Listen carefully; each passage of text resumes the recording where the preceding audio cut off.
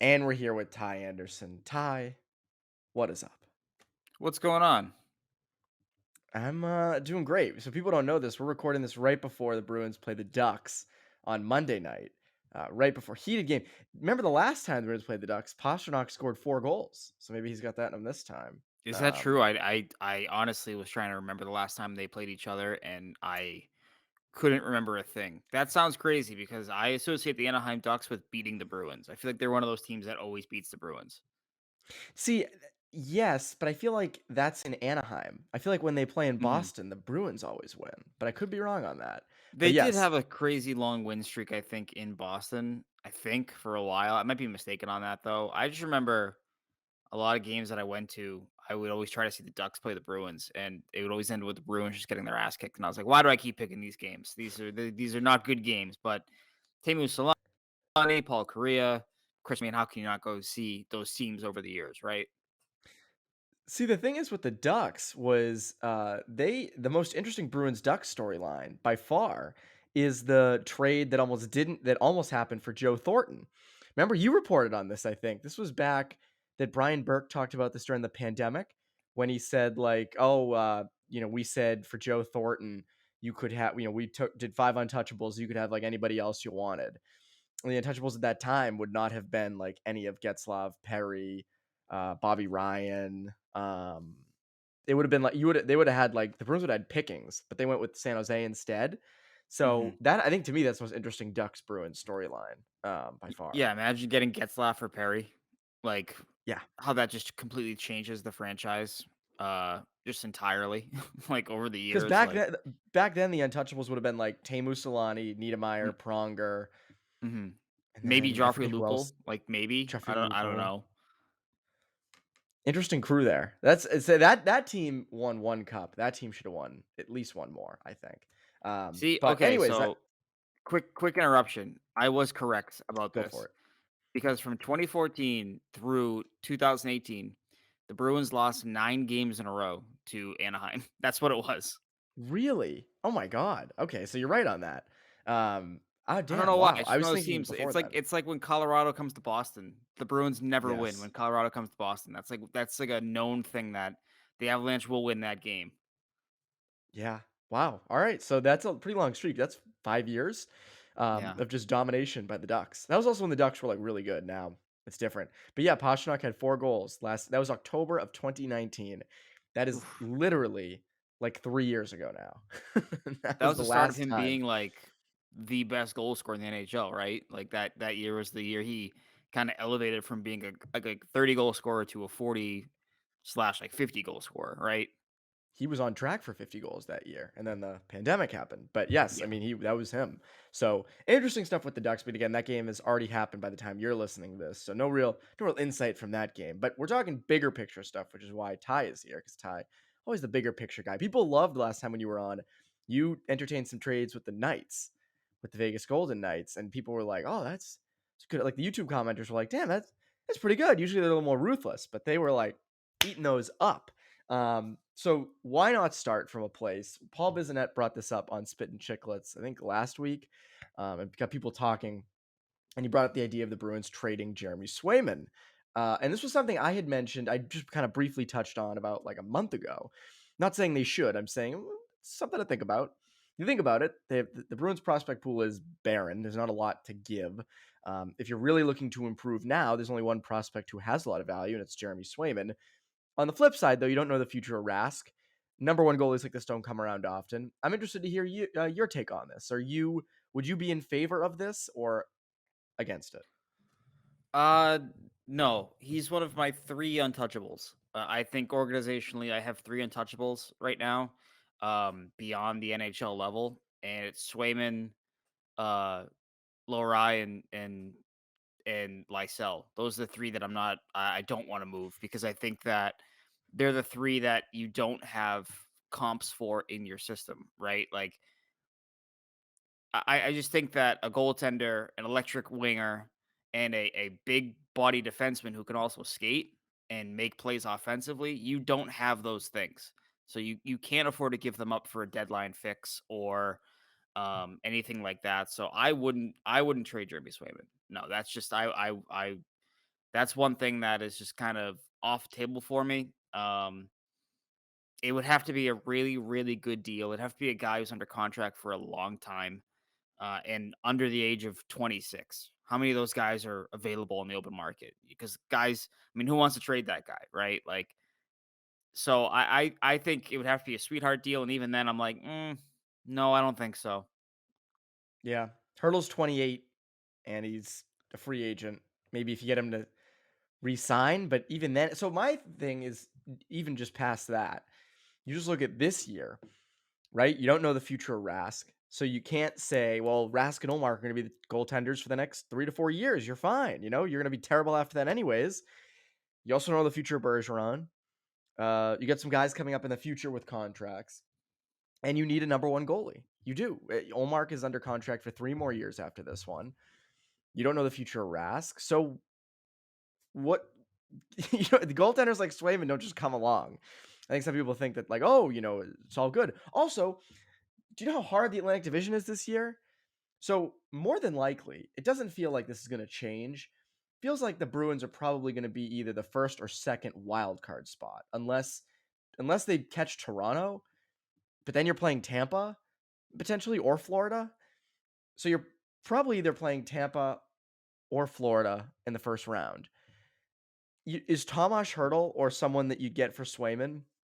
Is he going to, if you give up Swayman, is that player going to automatically get you past them? I don't have full confidence in that. I'm fine with if you want to deal Stanika, DeBrusk first and something else for Hurdle or one of these guys. Fine. But Swayman? I don't know about that because I don't look at the field this year and go, oh, this is the year. Like, this is the might be the last year, but this ain't like the year. Right? Yeah. I think if I were making the list of guys, I would trade Swayman for. Uh, I think that list probably begins and ends with Jacob Chitrin out of Arizona, right? Like that's the only guy I'd be like, Yeah. okay, that fills a long term need for your team. This makes sense. But even then, I don't want to do it. If we had seen more from Kyle Kaiser, right, where we're looking at the numbers, we're like, wow, this guy's also knocking at the door. It changes the game, but we haven't seen that, right? And same thing with Svedback. I think he's off to a good start where he is, but again, it's a really small sample size, and you drafted him last year. You don't really have a full grasp of what he is. We've seen this before, right? Probably a little bit before your time, but Lars Volden was this guy who looked like he was going to be this incredible goaltending prospect. Never quite panned out, right? He had great numbers as he was developing. Zane McIntyre, right? Another one That's the who one. dominated the college ranks, came up and was like, "Oh, this isn't our kind of guy." So it's tough to project those guys right now. Whereas Swayman, we've seen the body of work. I think the things that we like about him are foundational, and the things that we don't like about him are correctable, right? Like rebounds and just getting a feel for the game. Those things can change. Those things can and will improve. So I wouldn't do it. And yeah, to your point, you're going through an absolute death march no matter where you land, right? If you land in I always think you're better off landing in the Metro, but if you do that, first round dates with Carolina, like that's not fun, really, based on what we've seen this You season see from what that happened? series. Yeah. I don't know. I don't look at the Bruins as a, a team or a big team in the East. They're going to be a team that would have to go on a real run to beat either Tampa or Florida. You also have to wonder with Toronto, like at one of these points, they've got to do something in the playoffs. Like at some point, it's the dam is going to break. And I've been saying this for years now, so Maybe. maybe I'm wrong. Maybe I'm wrong on this. But like you have to think at some point, maybe. But even just taking out Toronto, Tampa, Florida, and the Metro, Carolina. So I don't know. To me, I don't think Swayman is the guy you want to trade, especially considering coming up here in the future. You didn't prepare well for life after Krejci and Bergeron because you don't know what you have down the middle. You didn't prepare well for life after Chara or Krug, left side again. You, I think, pointed this out to me that they basically replaced Torrey Krug and Zdeno Chara with Derek Forbert and Mike Riley. So that also didn't really work. Life after Rask, you're just gonna hope you're gonna have Olmark in there for the next couple of years and then see what happens, or would you rather, hey, you developed a goaltender, you did a good job of it, why don't you just keep him? So I don't know. Yeah. I I I, think I they would. I'm made not their for call trading him. already, right? When it comes to keeping Swayman because they traded Vladar. right? Those were your two Yeah, young that's true. goaltenders that were NHL caliber in your opinion, and you traded Vladar.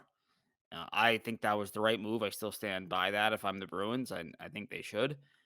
But I think when they did that, they basically said Swayman is our guy of the future, and that's how it is, right? Like, so yeah, there's no deal out there that makes sense for me for that. And the idea of life after Rask, I mean, if there's one positive you can take from that, it's that right now and for the foreseeable future, they're spending less than what they've spent on it in the past. And the only way they'd be spending more on it, right? Once Rask leaves, let's say he has maybe this year and next year. I think this year might honestly be it personally, but let's just say, right? If you're paying as much as you were paying for Rask and Halak for Ullmark and Swayman, it's because Swayman has done something good, whether that's win a championship or be in the Vezina conversation, something like that. That is the way that you are paying as much money as you have been for the past 5 years, basically for goaltending. Once Rask leaves, is if Swayman wants some hardware, which if that's the trade off, you take it every day of the week. Yeah. So for me, again, it just comes back to I don't think trading Swayman is an extreme that you want to go to. I guess it'd be different if like they were more set in stone with the future, right? Like if Bergeron and Martian were younger and you were like, all right, this is their prime, this is when we're going for it. You know, we can figure out goaltending down the road, but there's so many things they haven't figured out. So to me, trading Swayman, cool idea, outside the box idea, but not exactly one that I think would benefit you short term or long term. I think teams will ask though. I think that's going to be a thing 100%. that Oh, how could you not?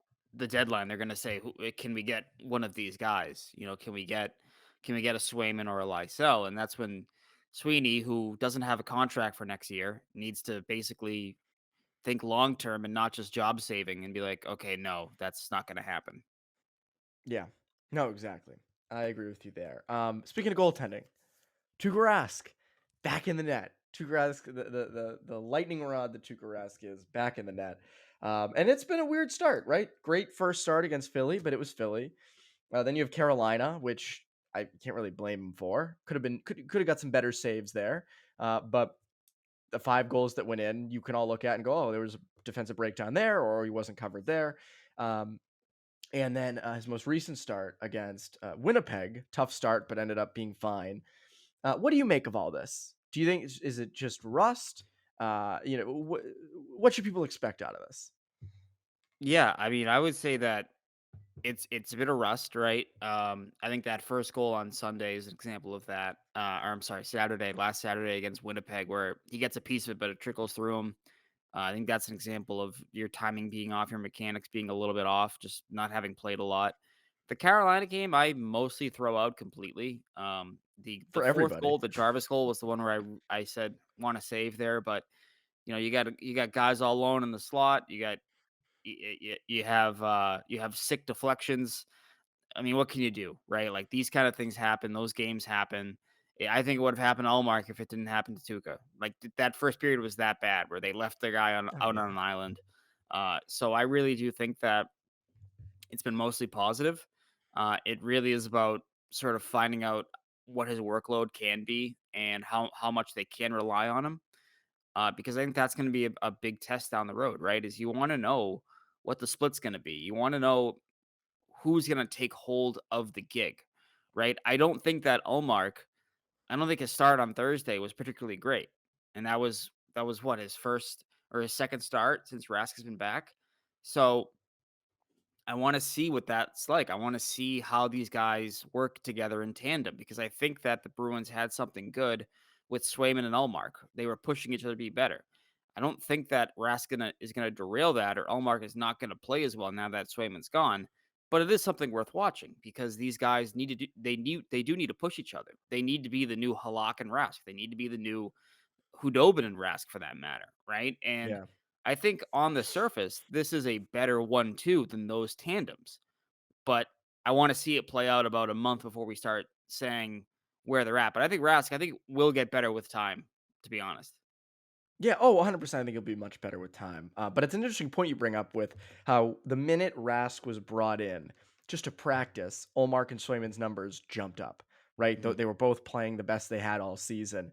I think it's an interesting thing to kind of follow with the way those two are doing, and sort of the progress they're both making.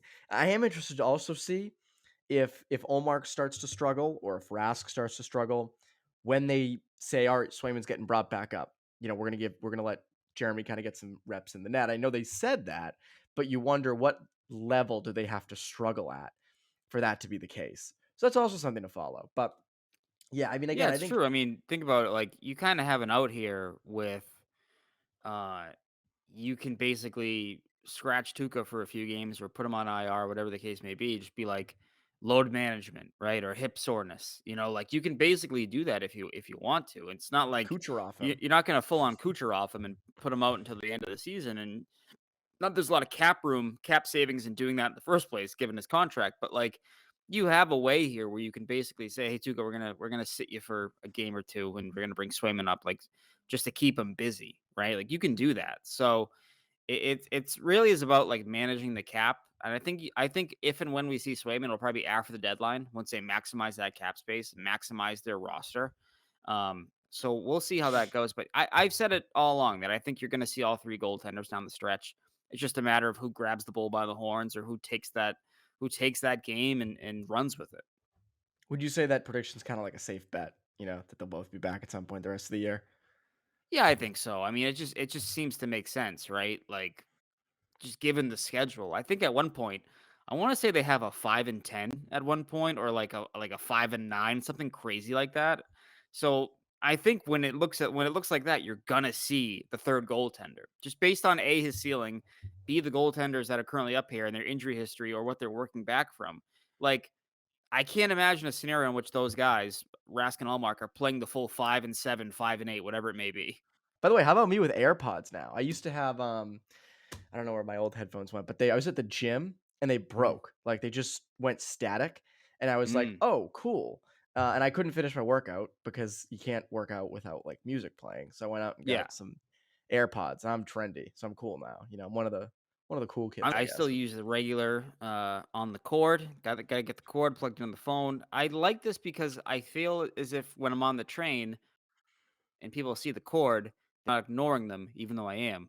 And they're like, "Oh, he has music. He can't hear me." And I'm like, "No, no, it's a little bit of both. I can hear you, but I'm ignoring you because I have nothing. I have nothing of value for you, my friends." Yes. No, that's a good idea. That's a good point. My old Beats, the earbuds had a cord around the back, but they didn't plug into the phone. I miss when they used to plug into the phone. I kind of kept that for a while, and then it just kind of I had to switch. But yeah, no, I on the train don't talk to me. Wasn't that a thing that the new mayor had brought up that people were going to talk to each other on the T more? I can't think of Oh, something I I'd want to sure do hope not. less.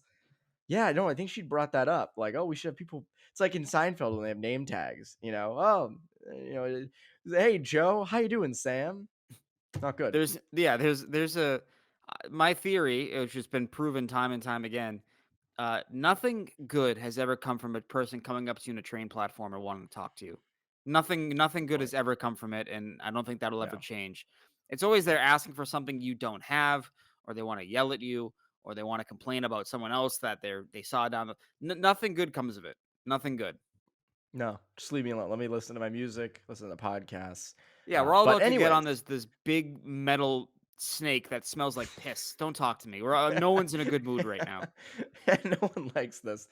Someone came up to me recently and asked for me to donate to something, and I had earbuds in, and I was like, oh, no, no, no, no, no. And I felt bad doing it, but then I was like, well, I don't know. I'm just trying to ride the train, man. Like, I don't know. I give to good things on my own time. I don't know. I don't want to be approached like at freaking government center about that, but whatever. Yeah, Whatever. I think if you're looking Um, for donations, I really do think the MBTA platform is the worst place to go because yeah. if anyone had money, they wouldn't be riding the MBTA. That's just how it tends to be, I think.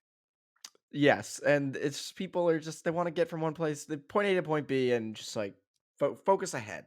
But anyways, speaking of people who want to get the hell out of here, Jake DeBrusk. How about that segue? I'm Jake nailing them DeBrusk today. trade. Yeah, right. Just killing him with that. Jake DeBrusk obviously requested a trade about 2 months ago now. And everyone's kind of sitting around waiting. When is this going to take place? When's it going to happen? When Martian went down, he went up to the first line, starting to play better his past couple games. noticing him more, which is, I think, a good thing for all parties involved. I think I asked you this last time you were on when we think this will happen. And it's getting to the point where it feels like this could be a deadline move, where it felt before like maybe it would be before and there'd be some allure in that. Do you think this is going to end up being that kind of like deadline move?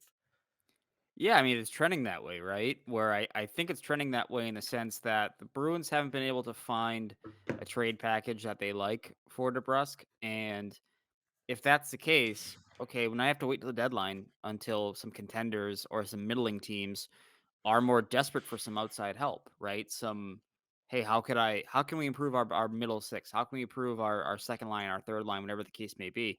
Like, and that's when you'll probably feel the real offers for DeBrusk. I don't think anyone feels that desperation here in January, given the way the league is set up this year. The deadline's not until almost the end of March, right? But give it some time.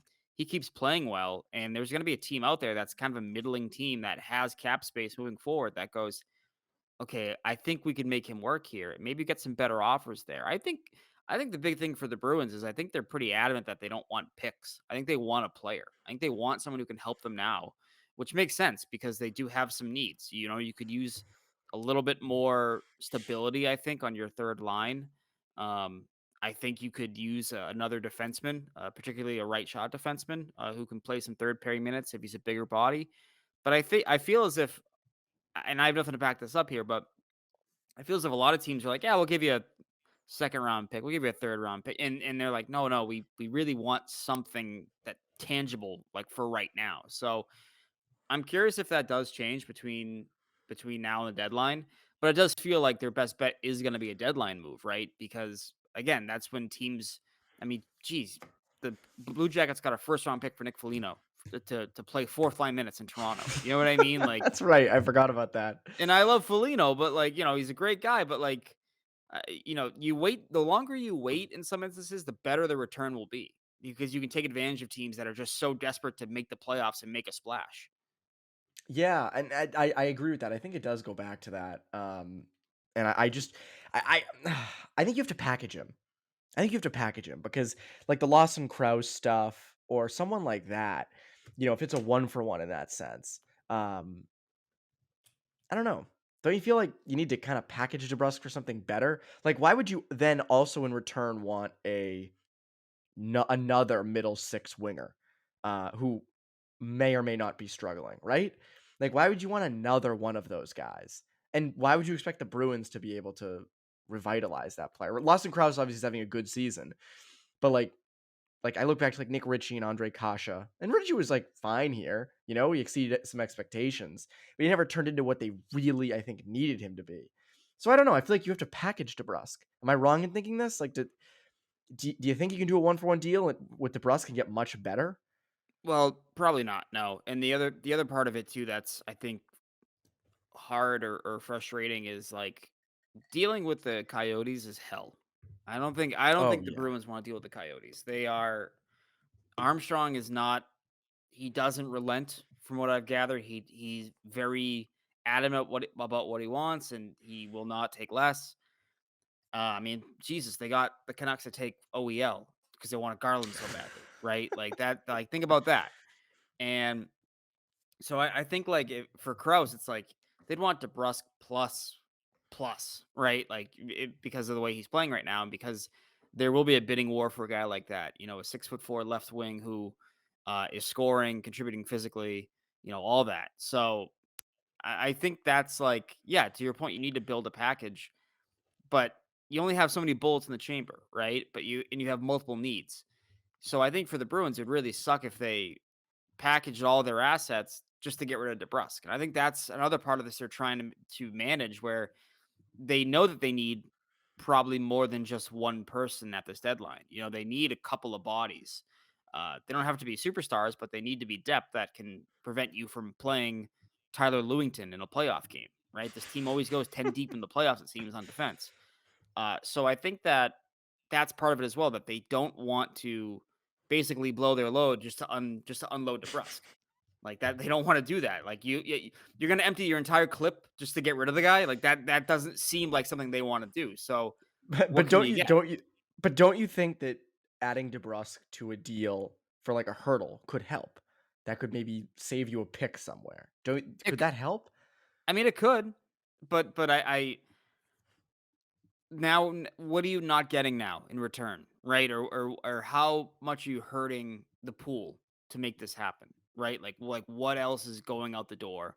What else is like what are you not able to get now because you did this, right? Like and so that's the other Yeah. part of it too is that if you do it that way, it has to be the home run, it has to be a hurdle, it has to be close Giroux, it has to be Chitrin, it has to be something like that where you're like, oh my god, like this is the move, right? And if it's not the move, you're like, all right, well, here we go.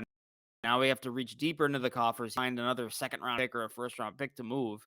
And now the future's looking real bleak. So I am firmly team get Bergeron and Martian another cup. Uh, but I don't want to empty the entire cupboard just to get rid of Jake DeBrusk. If Jake DeBrusk wants to, if he wants out, that's great. But you got to look at it long term, I think, in terms of their goals and what they want to do. And if they have multiple needs and they have to not get one of those because DeBrusk's here, I'm like, sorry, man, we'll move you in the summer. That's how it's gonna be. But I do think DeBrusk could be an asset in a deal. Like I think you have to play it right because you don't have a lot to give, right? You have Studnicka. If you want to do a future first, maybe that. Maybe like Beecher's rights. But again, I don't know if they really want to do that. Um, but I think Yeah, DeBrusk what could would be you an say the asset. list is? I think the list is Stanika. I mean, it's DeBrusk. I started writing this as you were talking. Yeah, Studnicka, DeBrusk, future. Vakanainen. Yeah, yeah, Vaakanainen would be I mean, one. he's playing well, but Because you have a massive logjam at lefty for the yeah, foreseeable future. So so this he's feels like a one. showcase more than anything else. I would put Vakanainen when they're healthy. I would put him at right D and see if he can play it. Maybe he can pull a full Zaboral and play the rights plays offside. Because if that happens, that does change the game in terms of trading him, in my opinion. But yes, like, So you've and then who Studnicka, else? I mean, Beecher, you mentioned. maybe. I mean, Frederic. I don't know if he's getting you a lot, but he's someone. Like I would not. Yeah, I first would round definitely pedigree. listen on that. Yeah. I don't think they can Like you know, afford to move him. I think internally they feel like he is their best bet at keeping tough guys at bay. That's why the whole thing, we'll get into it, but like I think that they look at him. That's why they protected him, right? Over Nick Ritchie, who Nick Ritchie had a better season, productivity wise. They didn't even qualify Nick Ritchie, but they kept Frederick because he has an element that this team kind of tends to need. but has he shown it this year? Doesn't feel like he has. The only No, time he did was I the think there was an Kaprizov play. emphasis. I think there was an emphasis on him to say you're a first round pick. Stop being nonsense all the time. Be 70% hockey player, 30% nonsense. And I think that that has maybe hurt him, I think, to a degree. I do think there was a moment last year where the Bruins said to him, enough. Enough with the shenanigans and the antics. Just play hockey. We want Well, you it's to like be it was every play with him. It felt like at least. yeah, So, especially against the Capitals, which I guess was a good thing, right? Because it kept them at bay to a degree. But I think I want to say that the spearing incident with Ovi and the Wilson fighting him constantly, like I don't know if they just maybe they felt that he was going to start to lose the benefit of the doubt, right? There's a difference between being an instigator and being a detriment to your team, and maybe they felt that he yeah. was veering closer and closer towards the guy who was racking up dumb penalties, and they were like, "We can't have you being that guy. You need to sort of find the line." So I don't know. My theory is that someone got in his ear last year and said, "Be a hockey player, not a goof," as Cassidy would say, and that's why we've seen this sort of regression to a degree. Maybe they're not fully embracing his role or fully utilizing what makes him an effective hockey player. So, and then when that happens, when you neuter a guy like that, it's really tough to get their game back, right? Because I think they feel like, oh, if I make a mistake, I'm done for the night, or I'm going to be in the press box, whatever the case may be. But Uh, if he's going to be a hockey player, we got to see more of it as well, right? We got to see more of like the power forward kind of behavior, the winning faceoffs, things of that nature as well. I just wonder if a team would overpay for that. For a guy who's a former first round pick, who can be a tough guy, who can do all those things, and maybe could have some offensive upside as he gets older. I just wonder if a team might overpay a lot for that, or take that as like instead of giving up a future first, you give up a Frederic. I don't know. Teams work in weird ways. You just wonder if that could be a trade chip. I don't know. I mean, you said last year, and this is obviously very different, but Nick Foligno netting a first round pick, and again, it's different. They're two different, completely different players. They play in similar parts of the lineup, though. I don't know. I don't know. It's interesting. Frederick, I would put Frederick on the list. I don't think they will trade him, but if I was GM and a team came to me and I could throw Frederick in a deal to save myself giving up a future first or someone else I don't want to give up, why not? So I don't know. Yeah, Frederick to be might be on clear, that list. I'm not totally against it. I just wonder if they have reservations about it because of their perceived toughness issues.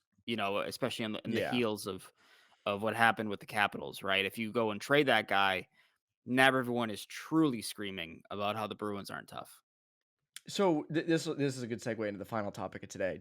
I mean, you look at what's happening, right? Marchand gets drilled from behind pretty much by Hathaway. Does a borderline hit, probably on the side of dirty. Wilson goes out of his way to just truck Anton Bleed. It was a clean hit, but I don't think, yeah, I don't know. You don't see that happen a lot anymore. Um, do they need a tough guy? Is that like a deadline addition? Because it feels like they would have gotten Tenorti if they wanted that, who just got waived and now just cleared waivers. So do they need a guy like that? So that's a tough question, right? Because I've asked Cassie about this before. I've asked him if he believes the Bruins have enough toughness, and I walked away from and he said, "I think we have team toughness." He goes, "The idea of toughness in today's game has changed. It's not a bunch of face mashers. It's blocking shots. It's sticking up for your teammates, things of that nature." The Bruins believe that they have enough of that. Now, I think the other part of it too is that the guy that they pick up, right, or the guy that they would get to address this has to be able to play. If he doesn't know how to play, if he can't make a pass, score some goals, Cassie will not play him. That's just how it is. He needs a full lineup of guys who know how to play the game of hockey. He's been pretty adamant about that, right? That you got to be able to keep pace in this system. Now, I don't want to make any definitive statements about what happened, or what this is because of that Washington game, because Frederick was out. If Frederic's in the lineup, Hathaway's answering for that hit. Wilson's getting bothered by him all night. At the same time, this has happened multiple times now this year. It happened with Bergeron in Nashville. It happened with I want to say I want to say it Vancouver happened with too. another guy before that too. I might be It, it happened in Vancouver with they went at one of their defensemen hit Bergeron in the face. He had a mask on, yeah, but that's what they it hit him in was. the Yeah, face. That was another one. yeah. So it was Bergeron twice. Yeah. So that's concerning, right? But then I look at how they handled themselves against Nashville in the rematch, right? Physical game. They matched them. They were the aggressors, I thought, throughout that game. That they said, Yeah. okay, we're gonna play like this. Have fun trying to match it. And Nashville matched it and they didn't back down, which I thought was really encouraging. So I think they have enough toughness in terms of brawn, if you will. But the toughness that I want them to get more of it guys who can break through the interior of the defense in the attacking zone, and at the other end, a bigger defenseman who can protect that house, can protect the interior ice of the Bruins. I think that's a toughness they need more of. It's not face punching, it's being harder to play against and finding ways to break through. They need a real power forward and a real just a 6'2", 6'3" right side banger. Just a guy who just plays with nastiness. That Kevin Miller kind of type of game that they lost and did not replace in free agency. That's the toughness they need more than they need a guy who can chase Wilson around and Garnett Hathaway because we've been covering this team for a long time. We've been Bruins fans for a long time. We've seen how when the Bruins were the toughest team in the league, that did not stop teams from taking liberties. Did not stop the Mark Savard incident. It did not stop Nathan Hort in 2011, Patrice Bergeron in 2011. Like it doesn't deter predators from being predators, right? But if you can be more of a tough team and let teams know that, hey, we're playing Boston tonight, that's gonna suck for 60 minutes because they have a banger on every edge of their lineup and they make it hard to keep them at bay. I think that can go a long way for this team. Yeah, and I also think that's better to win. Like you don't win again. Tyler Lewington, for instance, like can fight, can do all those things, but it's not like not going to help you get any further because that's kind of it. I think it's the same with going out and get a guy like Ryan Reeves, or you go through the old kind of score of goons that used to kind of permeate this league. And I just look at it and think and again, I saw someone tweet at you saying something like, "Well, they need a guy like Tom Wilson." And it's like, do you know how rare someone like Tom Wilson is? I mean, you remember like even like Milan Lucic was a great example, right? Because Lucic could do all those things and also score goals and put up points, but even in today's game, his speed, I don't know if it would have held up to today's game, you know? Um, so you need a guy Yeah, who's really even if you're, faster than that. I mean, Tom Wilson is a unicorn. I've said it before.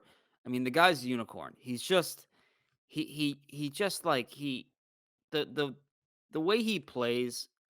I mean, he can kill you and score a beautiful goal all in the same shift, which is just not it's not common, like, to have those guys. There's That's maybe like a be a 5 of pro them in the guy. entire league, right? So if you're chasing, a Tom Wilson guy, or Tom Wilson clone to match him, it's a losing battle. It's like when the Buffalo Sabres tried bringing in all these guys to offset Milan Lucic.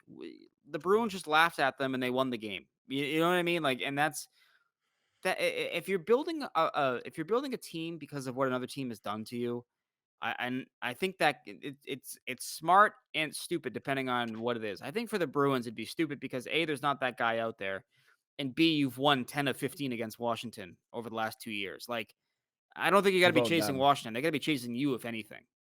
Yeah, and they also, I don't know if you're including this in that stat. I think you are. The playoff series last year, they won in what was it? Was it Yeah, 5 or I 6 was games including last that. year? Yeah. Yeah, it was 5 games, right? Or 6? No, it It was was 5. 5.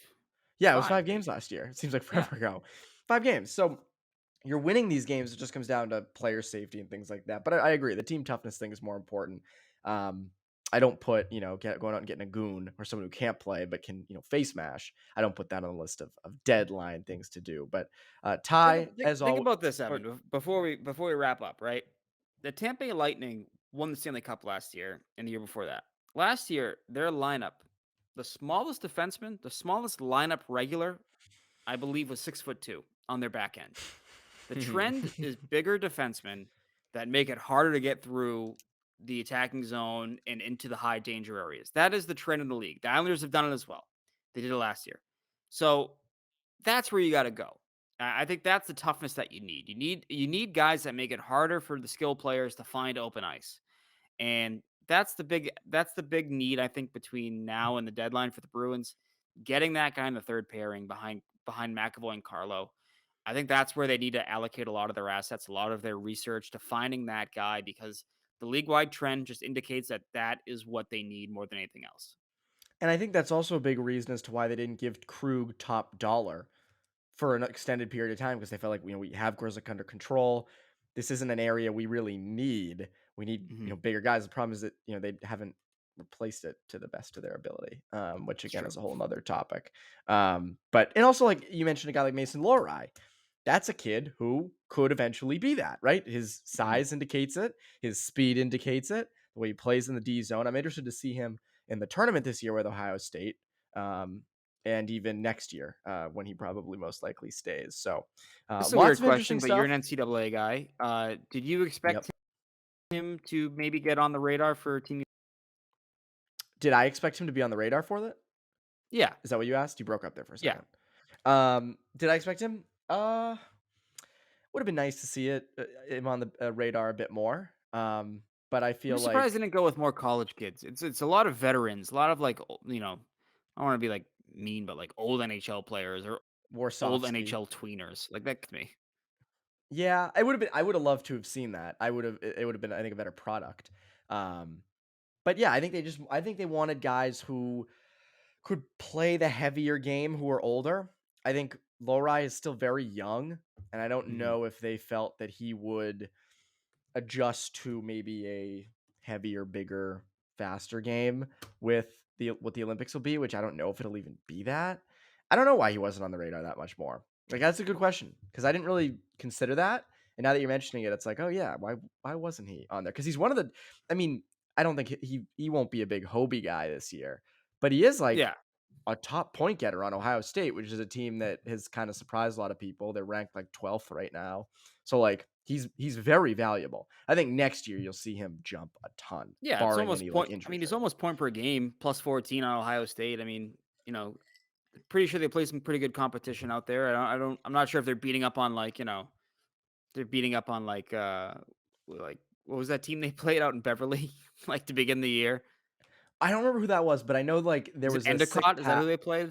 It might have been, but there was a sick pass that Lowry made, and everyone was going nuts about it, which was awesome. It was a great pass, but it came against like LIU, and I was like, Yeah. well, like I don't Yeah. know. It's like well, that's cool, but but he still had a terrific year. They've had I think they swept. Was it Michigan? No, they didn't sweep Michigan. I'm wrong about that. I'm thinking of someone different. They've beat good teams though. Like the Big Ten is good, so it's not like they're playing soft teams. Like the Big Ten is good. Lowry is good. I think Lowry will be very solid. I'm just interested to see how he develops next year and what he becomes because offensively he's been great. So Mhm. yeah, interesting team. Interesting team. This is the thing Make you sure to gotta follow do. along. You gotta start giving the lowdown on all these college kids because you work with the NCAA. You know what I mean? Like you get that that's gotta be your new thing.